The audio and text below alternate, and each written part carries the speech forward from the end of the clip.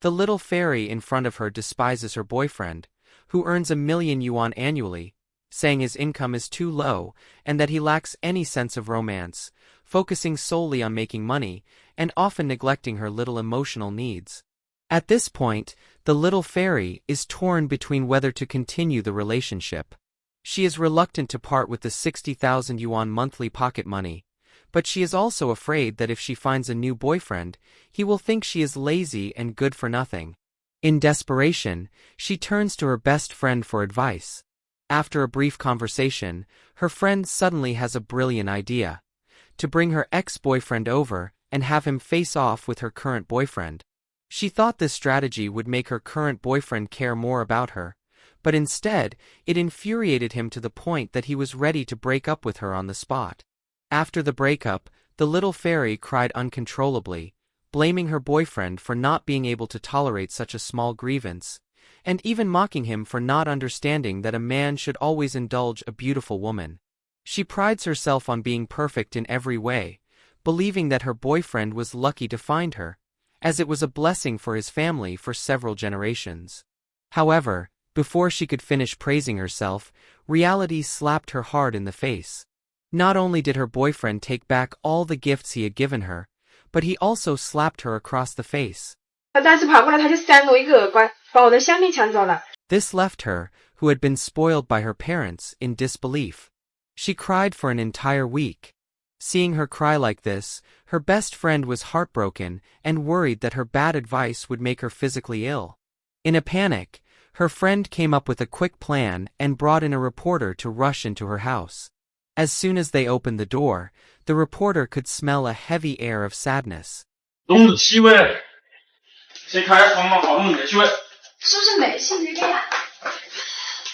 It turns out that the little fairy had turned on the gas in the house, leaving herself unconscious and on the verge of death.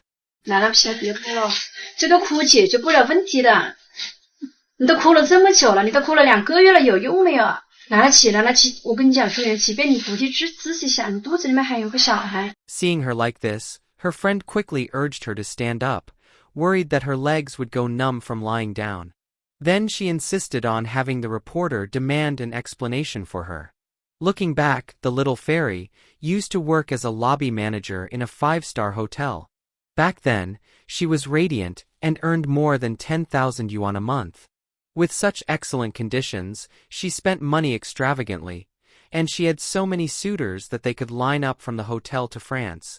However, back then, the little fairy wasn't yet brainwashed by online, toxic motivational articles, and chose a completely ordinary boyfriend. Soon after, she discovered that her boyfriend didn't have money, so she quickly broke up with him. Then, the appearance of the toxic motivational articles made her increasingly confident, and she believed that, being so excellent, her next boyfriend must be rich to be worthy of her love. So, she quickly set her sights on Brother Luo, a man 13 years older than her. Although Brother Luo wasn't particularly good-looking, he was a leader in the seafood industry, earning more than 600,000 yuan a month from supplying goods. When they first met, the little fairy actively pursued him, using his financial power to quickly get close to him. In just a few days, they agreed to have a child together in the future, with her staying at home as a good wife and mother, while her boyfriend went out to earn money to support the family. However, things didn't last long, and just when the little fairy was 2 months pregnant, Brother Luo suddenly disappeared. In panic, the little fairy rushed to Brother Luo's seafood market, asking around, scolding the vendors for sheltering him, but still getting no answers. 在3个月，他突然间他跟我提出分手，现在他不管我，他也不管我肚子里面怀了4个月的小孩。你现在罗蛋多过分吧？你还这么负责他，他从头来跟你联系，怎么不可能？你的龙虾发货发多少，螃蟹发多少，都是你都会打电话给罗。In a panic, she then turned to the construction site, endlessly complaining about her miserable experience. As the situation got out of control, she even went to the rooftop, threatening the workers, saying that if they didn't reveal Brother Luo's whereabouts, she would cause a big tragedy. Her best friend, terrified, rushed to the rooftop to stop her. Just at that moment, Brother Luo's good friend finally contacted Brother Luo and told him to come quickly. When Brother Luo arrived, he didn't say much and immediately laid the truth bare in front of the reporter. It turned out that the two of them had only been together for 3.5 weeks when her boyfriend discovered that the little fairy had been fooling around with another man behind his back. The little fairy claimed that it was just a dinner with a male colleague, a pure misunderstanding. What was even more dramatic was that the so-called male colleague was actually her ex-boyfriend. Seeing this, Brother Luo took out his phone and tried to play a video of the two being affectionate, which caused the little fairy's ex-boyfriend to act out.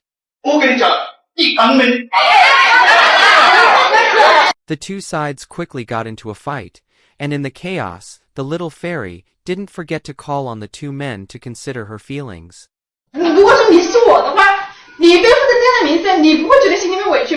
Finally, Brother Luo calmly announced that he had seen through the little fairy's scheme.